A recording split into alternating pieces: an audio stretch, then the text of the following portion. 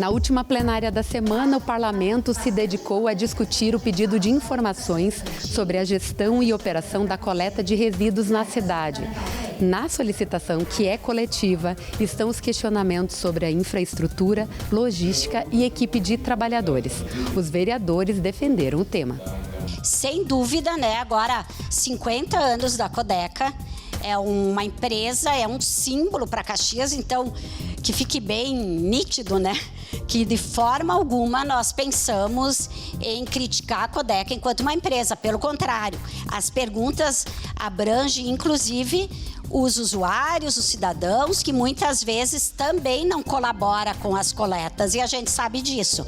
Mas nós precisamos buscar alternativa, o fato é esse. Porque hoje, sim, existe uma disputa em relação ao lixo, porque ele tem valor, né? E a nossa cidade pode ganhar com isso. Mas hoje, as associações, é como se elas não fizessem parte da cadeia de reciclagem de forma oficial. Elas virão nessa casa para poder apresentar e brigar pela aprovação do projeto que eu comentei ontem, que é o repasse de verbas a partir do Ecofundo, oficializado, formalizado a partir da Secretaria do Meio Ambiente, que elas precisam para poder fazer a sua manutenção.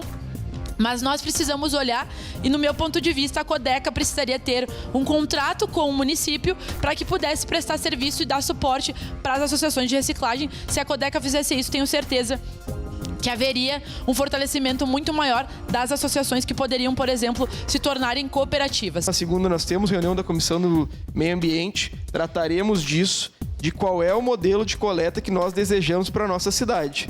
Porque o modelo de coleta que está posto no centro, nos bairros ao redor, com a modelo de coleta mecanizada, diversas cidades, inclusive um oásis chamado Curitiba, já promoveu a desistência do modelo da coleta mecanizada. Porque a cidade está suja demais. E ela não está suja porque falta coleta. Na minha rua passam 2 vezes por dia para fazer o recolhimento da coleta mecanizada. Ela está suja por outras situações que a gente precisa debater. Foi aprovado por unanimidade. Para abrir o grande expediente, Wagner Petrini, do PSB, falou de alguns temas, mas focou em detalhar os programas políticos de Recife implantados pelo prefeito João Campos, que foram apresentados ao prefeito Adilóide Domênico e ao secretário Rodrigo Weber em viagem à capital nordestina entre os dias 20 e 22 de fevereiro. Falou do Conecta Recife e Contrata MEI. Conheceram bem o Conecta Recife, que é um app, um aplicativo onde os pessoal da comunidade, os moradores, ele tem o serviço público na tela do celular. Então eles conseguem acessar diversos serviços ali pelo celular, é o Conecta Recife.